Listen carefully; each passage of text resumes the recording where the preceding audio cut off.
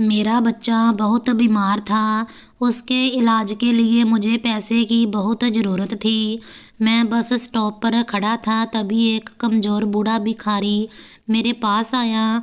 उसने उल्टा मेरी जेब में कुछ सिक्के डाल दिए और कहा, तेरे पास कभी पैसे की कमी नहीं होगी। मैं मुस्कुरा दिया, इन सिक्कों से मेरा क्या बनता। घर पहुंचा, बच्चा बुखार में तड़प रहा था। दवा लानी थी। मैंने उन सिक्कों को देखा और गुस्से में अलमारी में फेंक दिया। फिर तुरंत प्रार्थना की चटाई बिछाई और भगवान से मदद मांगने लगा। अभी कुछ देर ही हुई थी कि पत्नी की चीख सुनाई दी। मैं दौड़कर गया और अलमारी खोली तो हैरानी से आंखें फट गई। सर्दी की हल्की हवा शरीर को छू रही थी, लेकिन मेरे अंदर एक आग का तूफान उठा हुआ था। उस तूफान के आगे ये हवा कुछ नहीं थी। मेरा बच्चा बहुत बीमार था, बुखार उतर ही नहीं रहा था। उस परेशानी में मैं सड़क के किनारे खड़ा था। जेब खाली थी, दिल उदास और भारी था। डॉक्टर ने कहा कि अगर समय पर बच्चे को दवा ना मिली तो बड़ा नुकसान हो सकता है। डॉक्टर के ये शब्द मेरे दिमाग में घूमते रहते थे। मैं लाचार खाली हाथ लिए सड़कों पर घूम रहा था। हर रोज की तरह आज भी खाली हाथ लटकाते घर की ओर जा रहा था।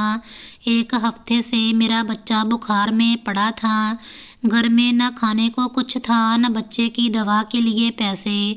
मैं बहुत मजबूर हो गया था। आसपास कोई अपना नहीं था जो मेरी परेशानी समझकर मदद करता। आंखों में आंसू लिए मैंने घर में कदम रखा। मुझे आता देख पत्नी दौड़कर पास आई। उसकी नज़रें मेरे खाली हाथों पर थी, लेकिन मुंह बंद था। वो चुप तो थी, लेकिन उसकी चुप्पी में कई सवाल थे जो मेरे खाली हाथ देखकर उसके मुंह तक आगे थे।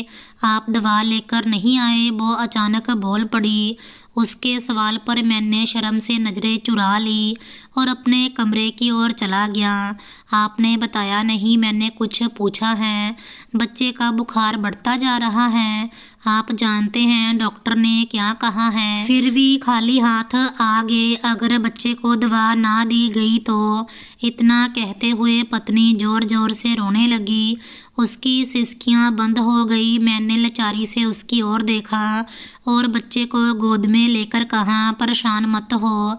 बच्चे की माँ, हमारे बच्चे को कुछ नहीं होगा। भगवान ने चाहा तो सुबह तक दवा का कोई इंतजाम हो जाएगा। ये बात तो पिछले एक हफ्ते से सुन रही हूँ। 7 दिन से ना पैसे का इंतजाम हुआ है, ना बच्चा ठीक हुआ है। परेशानी में वो सिसक कर रह गई। मैंने आज भी पत्नी को झूठा दिलासा दिया था।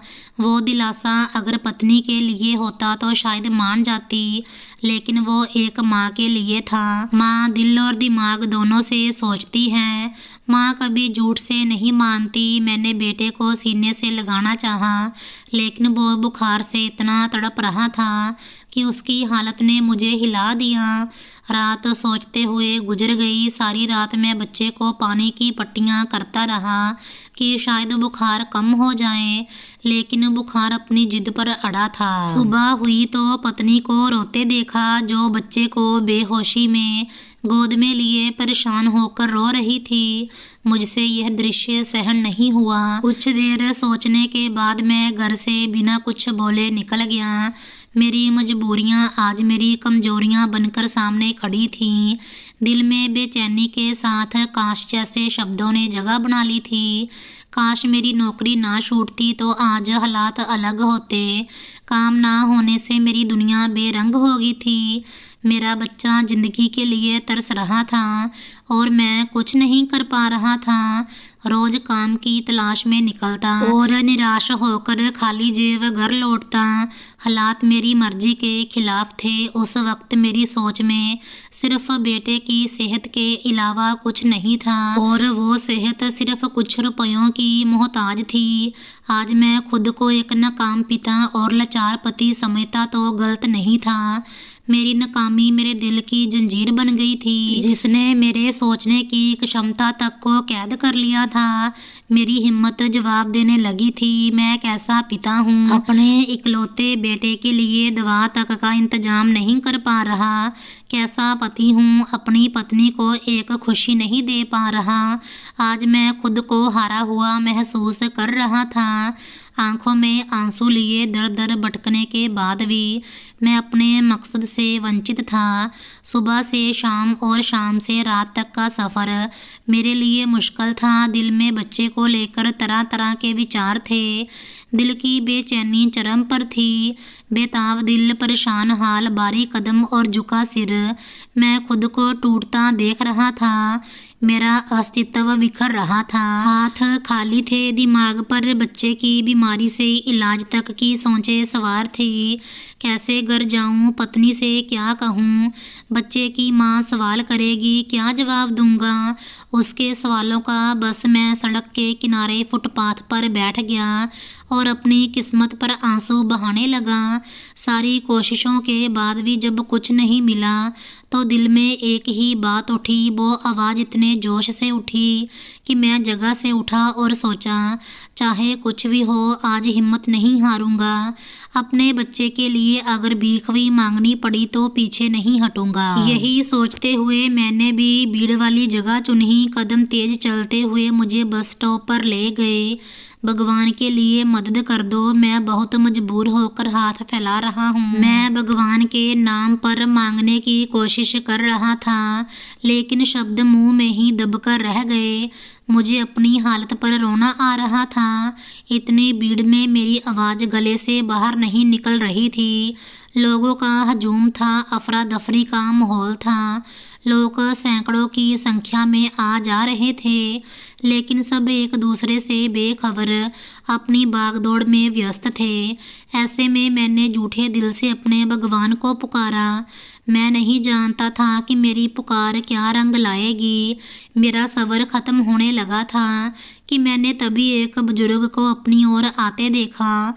फटे पुराने कपड़े, आंखों के नीचे काले घेरे, कमजोरी इतनी कि 2 कदम ठीक से चल नहीं पा रहा था। वो मेरे करीब आया। मैंने घबरा कर नजरें झुका लीं और दिल से आवाज़ आई, इस भीड़ में अगर इस बूढ़े ने मुझसे भगवान के नाम पर कुछ मांग लिया तो क्या जवाब दूंगा। मैं खुद एक भिखारी से भी बदतर हालत में हूँ, क्या दूंगा इसे। मैं इसी सोच में था और खुद को उसकी नज़रों से बचाने की कोशिश कर रहा था कि वो बूढ़ा मेरे करीब आया। अपनी फटी कमीज की जेब में हाथ डाला, मुट्ठी बंद कर कर मेरे हाथ को अपने हाथ में लिया और मुट्ठी मेरी हथेली पर खोलकर कहा, यह रख लो और याद रखना, हमेशा मुस्कुराना, कभी तंगी का सामना नहीं करोगे। वो टूटे फूटे शब्दों में मुझे सलाह देकर चला गया। मैं चुपचाप हैरान खड़ा था। हथेली पर नज़र डाली तो कुछ सिक्के थे जो काफ़ी पुराने लग रहे थे। उसके शब्दों पर गौर करते हुए जैसे ही मैंने नज़र सिक्कों से हटाकर बुजुर्ग की ओर उठाई तो नज़र दूर तक जाकर खाली लौट आई। वो कहीं दिखाई नहीं दिया। लगता था जैसे ज़मीन ने निगल लिया, जहाँ आसमान खा गया। वो भीड़ में गुम हो गया था। मैंने होश संभाला, सिक्के अपनी खाली जेब में डालकर घर का रुख किया। दरवाजे पर कांपते हाथों से दस्तक दी और खुद को पत्नी के सवालों के लिए तैयार किया। दरवाजा खुला, मेरी नज़रें झुकी थीं, लेकिन सामने चुप्पी थी। आज कोई सवाल नहीं था। चुप्पी इतनी गहरी थी कि मेरी रूह तक बेचैन हो गई। मैंने झट से पत्नी की ओर देखा, जिसकी आंखें रो रो कर सूज चुकी थीं। बच्चा कैसा है? मेरे सवाल पर वो चुपचाप कमरे की ओर जाने लगी। मायूस, बेबस, लाचार पिता, जिसके पास अपने बेटे की ज़िंदगी बचाने के लिए कुछ रुपए तक का इंतजाम नहीं हुआ था, आज मैं खुद की नज़रों में गिर गया था।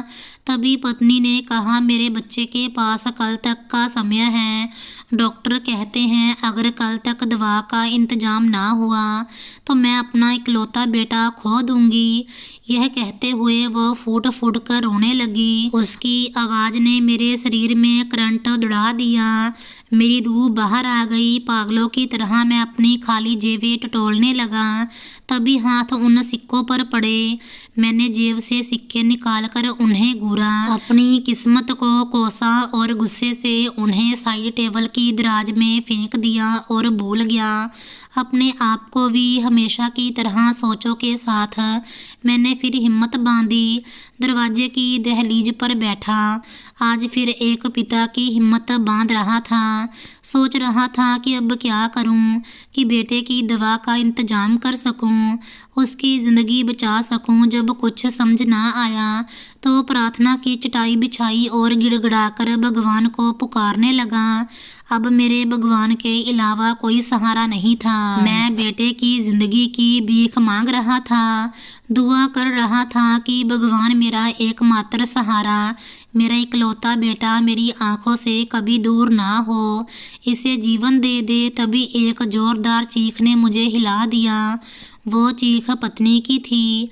मैं तड़प कर रह गया, क्या हुआ मेरे बच्चे को? हे भगवान रहम, जय कहते हुए मैं प्रार्थना से उठा। वो दौड़ती हुई मेरे पास आई।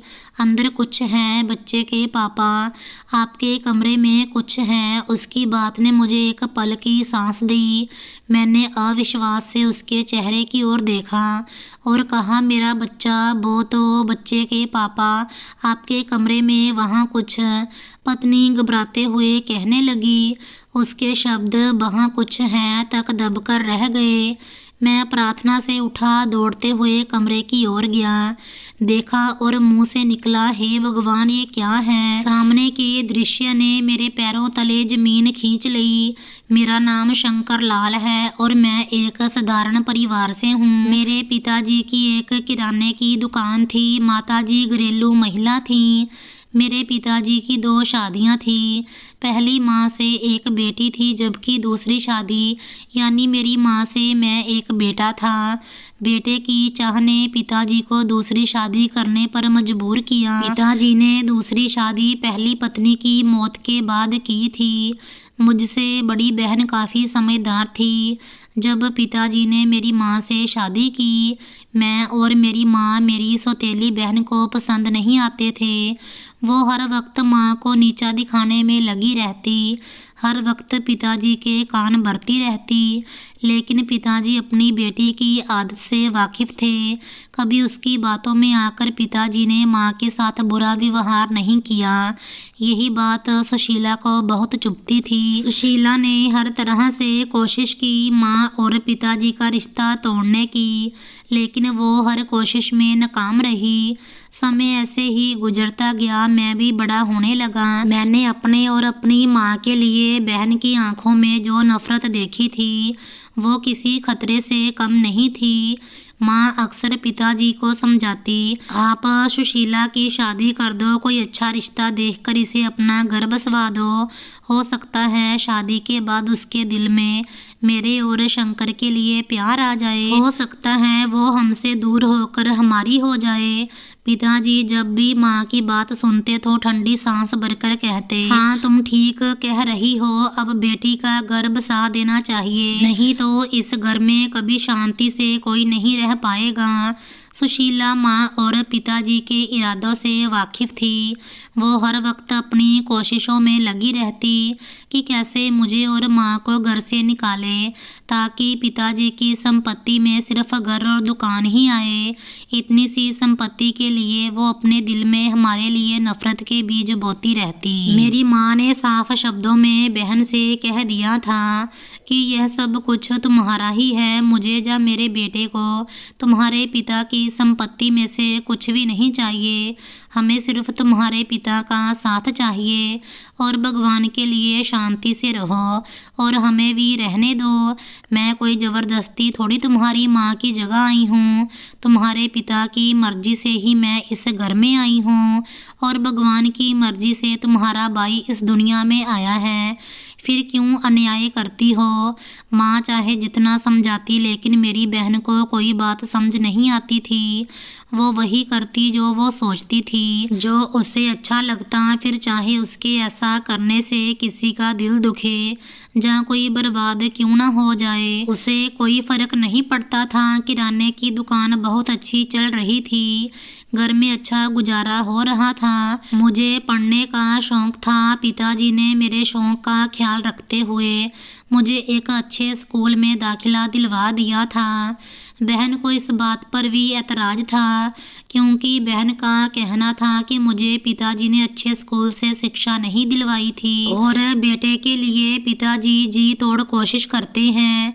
छोटी छोटी बातों को लेकर हर वक्त घर में झगड़ा रहता था। पिताजी इन हालात से तंग आ चुके थे। माँ से सलाह करके पिताजी ने बहन का रिश्ता तलाश किया और बहन को उस घर से विदा कर दिया। बहन की शादी जिस जगह हुई थी वह अपनी माँ का इकलौता बेटा था। अपने दिल में बसी हुई लालच को बहन ने कुछ ही दिनों में अपने पति के दिल में भी पैदा कर दिया था। बहन और उसका पति हर वक्त पिताजी की संपत्ति हथियाने की बातें करते रहते। ऐसी चालें चलते कि मैं और माँ देखकर हैरान रह जाते। मैं भी बड़ा हो चुका था, 10वीं की परीक्षा पास कर चुका था। घर के हालात अब पहले जैसे नहीं रहे थे। बहन की विदाई के बाद भी घर में हर वक्त बहन कोई ना कोई लड़ाई डाले रखती थी। इन हालात से तंग आकर पिताजी ने अब चुप्पी साध ली थी। पिताजी ना हमें कुछ कह सकते थे और ना ही बहन के आगे उनका जोर चलता था। बस इन्हीं सोचों को दिल से लगाए हुए पिताजी बीमार रहने लगे। अक्सर बीमारी की वजह से पिताजी अपना दिमागी संतुलन खो देते थे। इसी मौके का फायदा उठाते हुए बहन ने घर और किराने की दुकान धोखे से अपने नाम करवा ली थी। मैं और माँ बिल्कुल खाली हाथ थे। बहन ने हमारे लिए कोई रास्ता ही नहीं छोड़ा था। पिताजी की जिंदगी में ही बहन ने धक्के देकर हमें हमारे घर से बेघर कर दिया था। सब कुछ पिताजी बहन के नाम कर चुके थे, धोखे से ही सही, लेकिन बहन अब इस दुकान और घर की मालकन थी। उनके आदेश के मुताबिक यह सब कुछ होना था। मैं अपनी माँ को लेकर एक ही किराए के मकान में चला गया। 10वीं से आगे मैं शिक्षा हासिल नहीं कर पाया, क्योंकि हालात ने इतनी मोहलत ही नहीं दी थी। मैंने एक कारखाने में नौकरी शुरू की। यह कारखाना जूतों का कारखाना था। मैं सुबह समय पर अपने काम के लिए निकलता और शाम 5 बजे घर वापस लौटता।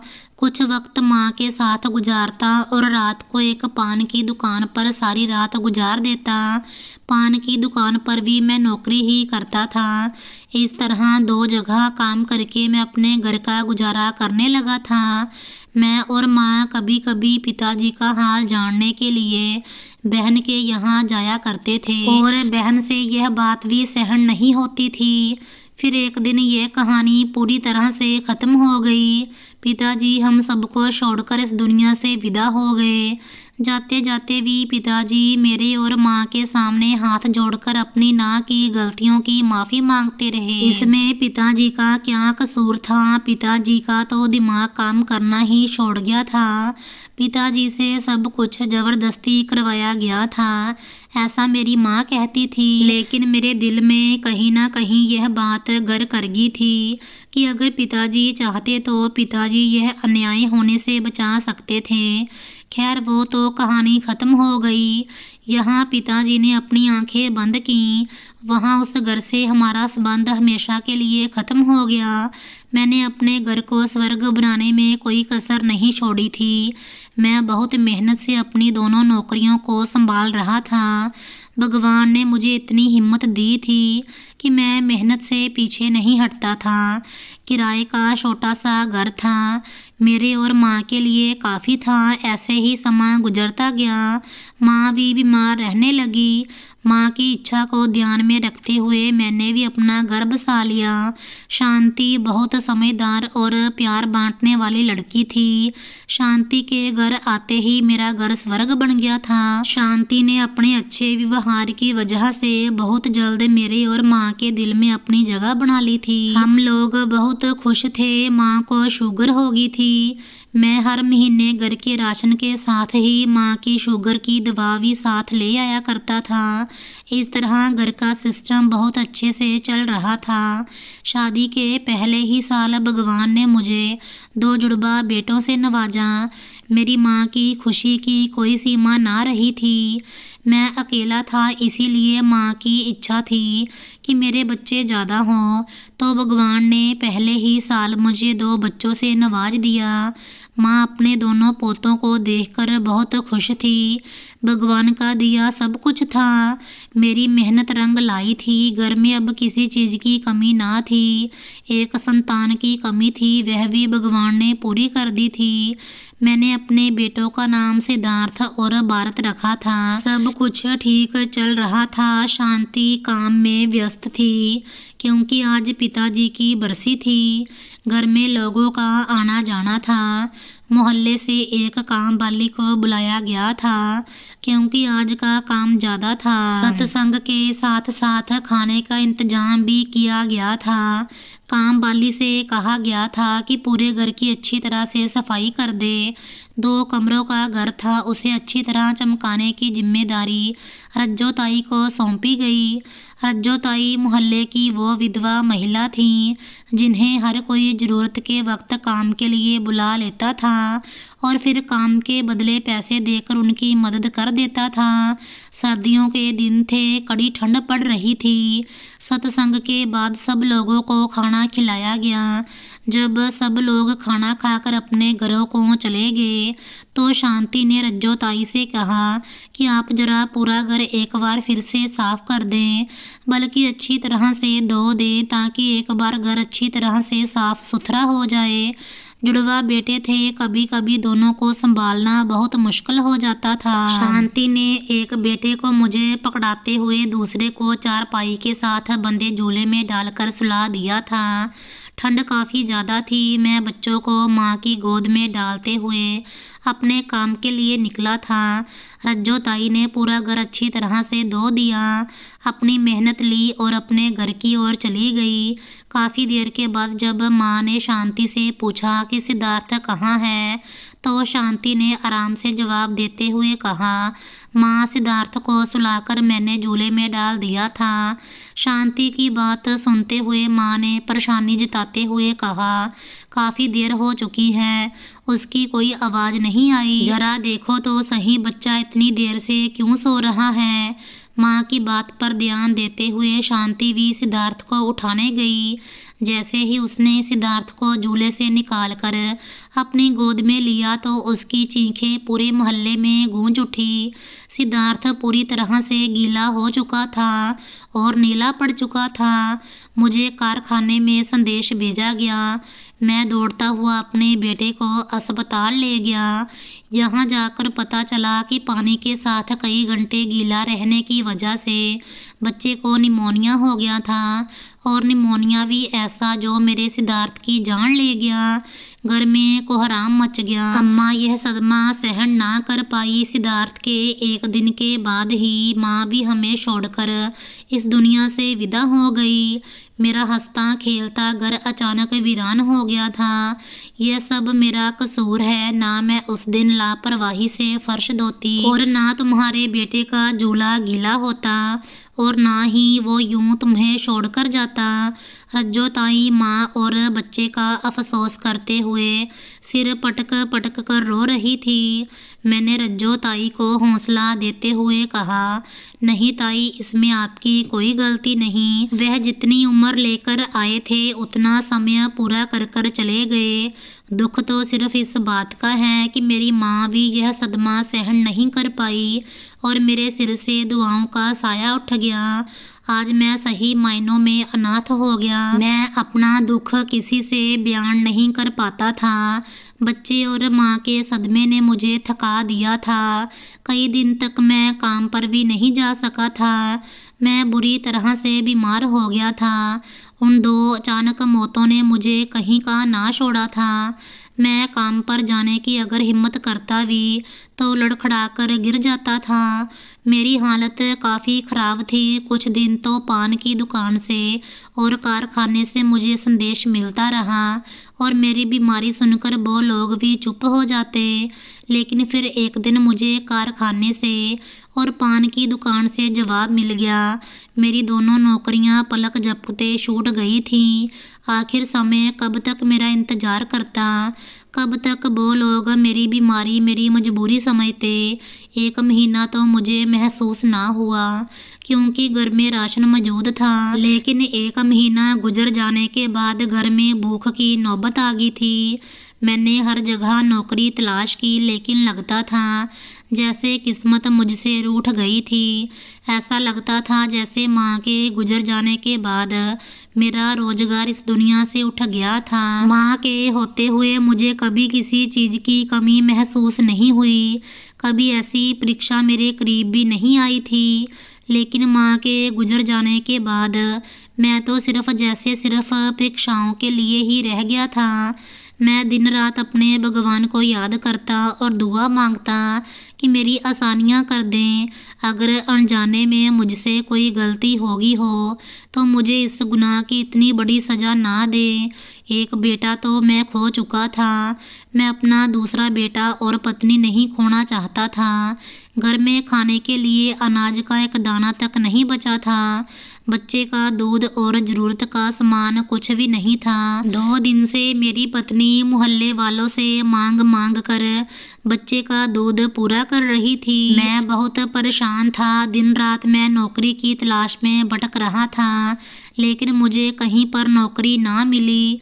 आज मैं खुद को बहुत कमज़ोर महसूस कर रहा था। मैं जब घर पर खाली हाथ आता तो पत्नी मुझसे कोई सवाल ना करती, लेकिन उसकी नज़रें मुझे इस बात का एहसास दिलाती थी कि मैं किस कदर नाकाम इंसान हूँ। मेरी समझ से बाहर था कि इतनी बड़ी परीक्षा आखिर मेरे ऊपर आई तो आई क्यों। मैं हर वक्त क्षमा मांगता रहता और भगवान से दुआ करता कि मेरी इस कठिनाई को आसानी में बदल दे। जब मुझे कहीं काम ना मिला तो मैंने छोटी मोटी मजदूरी शुरू कर दी। मोहल्ले में किसी का कोई काम कर देता तो 4 पैसे मिल जाते, उनसे बच्चे का दूध आ जाता था। समय ऐसे ही गुजरता गया। एक दिन मैं गहरी नींद सोया हुआ था जब मेरी पत्नी रोते हुए मेरे पास आई। बच्चे के पापा, देखिए बच्चे को कल से कितना तेज बुखार है, बच्चा होश में नहीं आ रहा। अपनी पत्नी की बात सुनकर मेरे पैरों तले जमीन निकल गई थी। मैं सिद्धार्थ को खो चुका था, भारत को मैं अब इस हालत में नहीं देख सकता था। मैं जल्दी से अपने बिस्तर से उठा और भारत को गोद में लेते हुए उसका बुखार जांचने लगा। भारत को 104 डिग्री बुखार था। यह देखते हुए मेरे हाथ पांव फूल गए थे। जेब में 1 रुपया भी नहीं था कि मैं अपने बच्चे को किसी अस्पताल में ले जाता। सरकारी अस्पताल पर मेरा कोई विश्वास नहीं रहा था, क्योंकि सरकारी अस्पताल वाले मेरे सिद्धार्थ को नहीं बचा पाए थे। इसीलिए मैं उसे सरकारी अस्पताल लेकर जाने से बहुत डरता था। पास के क्लिनिक में मैं भारत को ले गया। जेब खाली थी, लेकिन दिल में एक उम्मीद थी कि मोहल्ले का डॉक्टर है, कम से कम बच्चे को जांच करके एक वक्त की दवा तो दे ही देगा। डॉक्टर ने भारत को जांचा और अपने क्लिनिक से 2 खुराकें मेरे हाथ में थमाते हुए कहने लगा, बच्चे का बुखार बहुत तेज है शंकर लाल, अगर बुखार ना उतरा तो हमें बाहर से दवा लानी होगी। आजकल यह वायरस हर दूसरे बच्चे को अपनी चपेट में ले रहा है। जितनी जल्दी हो सके अपने बच्चे के लिए दवा का इंतजाम करो, क्योंकि यह वायरस जानलेवा है। डॉक्टर की बात सुनकर शांति के चेहरे पर साफ परेशानी दिखाई देने लगी थी। मैं खुद बहुत परेशान हो गया था। बच्चे का बुखार था कि कम होने का नाम ही नहीं ले रहा था। 1 से 2, 2 से 3 दिन गुजर गए, लेकिन बच्चे का बुखार नहीं उतरा था। शंकर लाल का दिल धड़क रहा था। 3 दिन से बच्चे का बुखार नहीं उतर रहा था। डॉक्टर की बातें उसके कानों में गूंज रही थी। यह वायरस जानलेवा है, जल्दी दवा का इंतजाम करो। लेकिन जेब में 1 फूटी कौड़ी नहीं थी। शंकर लाल दिन रात भटकता रहा, लेकिन कहीं काम नहीं मिला। घर में अब भूख की मार पड़ने लगी थी। शांति बच्चे को सीने से लगाए रोती रहती और शंकर लाल खुद को कोसता कि वह एक निकम्मा पिता है। उस रात जब सब सो गए, शंकर लाल प्रार्थना की चटाई पर बैठा। आंखें बंद कर कर वह भगवान से गिड़गिड़ाया, हे भगवान, मेरे बच्चे को बचा लो। मैंने क्या गुनाह किया है कि इतनी सज़ा मिल रही है? अगर मेरी किस्मत में खुशी नहीं है तो कम से कम मेरे परिवार को बख्श दो। प्रार्थना करते करते उसकी आंखों से आंसू बहने लगे। तभी शांति की चीख सुनाई दी, शंकर जल्दी आओ, देखो यह क्या हो गया। शंकर लाल दौड़कर कमरे में पहुंचा। शांति अलमारी के पास खड़ी थी, उसके हाथ कांप रहे थे, अलमारी खुली हुई थी। यहाँ शंकर लाल ने गुस्से में उन पुराने सिक्कों को फेंका था, लेकिन अब वहाँ सिक्के नहीं थे। पूरी अलमारी चमचमाते सोने के सिक्कों से भरी हुई थी, इतने सिक्के कि वो अलमारी से बाहर गिर रहे थे। शंकर लाल की आंखें फटी की फटी रह गई। ये कैसे संभव है? वो बूढ़ा भिखारी, उसके सिक्के। शांति ने कांपते हाथों से एक सिक्का उठाया। ये सोने के हैं शंकर, असली सोने के। भगवान ने हमारी सुन ली। शंकर लाल को याद आया वो बूढ़ा आदमी बस स्टॉप पर जो खुद कमजोर था, लेकिन उसने उल्टा शंकर को सिक्के दिए थे और कहा था हमेशा मुस्कुराना, कभी तंगी नहीं आएगी। शंकर लाल की आंखें नम हो गई। वह समझ गया कि वो कोई साधारण भिखारी नहीं था, शायद भगवान का कोई दूत। जल्दी से शंकर लाल ने कुछ सिक्के निकाले और बाजार की ओर दौड़ा। रात का समय था, लेकिन वह डॉक्टर के घर पहुंचा। डॉक्टर को जगाया और सिक्के दिखाकर बोला, डॉक्टर साहब मेरे बच्चे को बचा लो, जितनी दवा चाहिए ले लो। डॉक्टर हैरान था, लेकिन उसने दवा दी और खुद बच्चे को इंजेक्शन लगाया। सुबह तक बच्चे का बुखार उतर गया। भारत अब मुस्कुरा रहा था जैसे कुछ हुआ ही ना हो। शांति की खुशी की कोई सीमा नहीं थी। वह बार बार शंकर लाल को गले लगा रही थी। अगले दिन शंकर लाल ने उन सोने के सिक्कों को जौहरी के पास ले जाकर बेचा। इतने पैसे मिले कि वह अपना घर खरीद सके, एक छोटी सी दुकान खोल सके और परिवार को आराम से रख सके। लेकिन उसने कभी लालच नहीं किया। वह जानता था यह चमत्कार भगवान की मेहरबानी है। उसने फैसला किया कि हर महीने कुछ पैसे गरीबों की मदद में लगाएगा, जैसे वो बूढ़ा भिखारी। समय बीतता गया, शंकर लाल की दुकान अच्छी चलने लगी। भारत बड़ा हुआ और स्कूल जाने लगा। शांति ने एक बेटी को जन्म दिया, जिसका नाम उन्होंने सुनीता रखा। घर में फिर से हंसी खुशी का माहौल हो गया। लेकिन शंकर लाल कभी नहीं भूला वो दिन जब वह खुद भिखारी बनने वाला था। वह हमेशा कहता, भगवान की मेहरबानी कभी भी आ सकती है, बस सब्र रखो और अच्छे काम करो। एक दिन वर्षों बाद शंकर लाल बाजार में घूम रहा था। तभी उसने एक कमजोर बूढ़े को देखा जो किसी गरीब को सिक्के दे रहा था। शंकर लाल दौड़कर उसके पास गया, लेकिन बूढ़ा गायब हो गया। शंकर लाल मुस्कुराया और मन ही मन बोला, धन्यवाद भगवान। उस दिन से वह और ज्यादा दान करने लगा। उसकी जिंदगी एक मिसाल बन गई कि मजबूरी में भी भगवान पर विश्वास रखो, चमत्कार हो सकता है। यह चमत्कार की कहानी है। यहाँ सब्र और प्रार्थना ने एक परिवार को बचा लिया। मैं आज भी जब अपने उस वाक्य के बारे में सोचता हूँ तो रूह कांप उठती है और अपने भगवान का शुक्रिया अदा करता हूँ। उस दिन के बाद मैंने कभी अपने भगवान के सिवा किसी से नहीं मांगा और ना ही मेरे भगवान ने मुझे कभी किसी परीक्षा में डाला। इंसान जब तक इंसान से मांगता है तो अपमानित होता है, और जब इंसान का विश्वास अपने भगवान पर पक्का हो जाता है तो मेरा भगवान हर मुश्किल को आसानी में बदल देता है। इस वाक्य के बाद मैं आज तक उस बस स्टॉप पर जाता हूँ कि शायद वो बूढ़ा भिखारी मुझे मिल जाए, मगर वो शायद कोई फरिश्ता था जो दोबारा मुझे दिखाई नहीं दिया। मैं भगवान के दिए गए धन से वहाँ मौजूद हर भिखारी की मदद करता हूँ और दुआओं का खजाना हाथ में लिए घर वापस लौट आता हूँ। तो दोस्तों, ये थी आज की कहानी। उम्मीद करती हूँ कि आपको यह कहानी अच्छी लगी होगी। अगर आप इस चैनल पर नए हो तो प्लीज़ चैनल को सब्सक्राइब जरूर करें। Thanks for watching.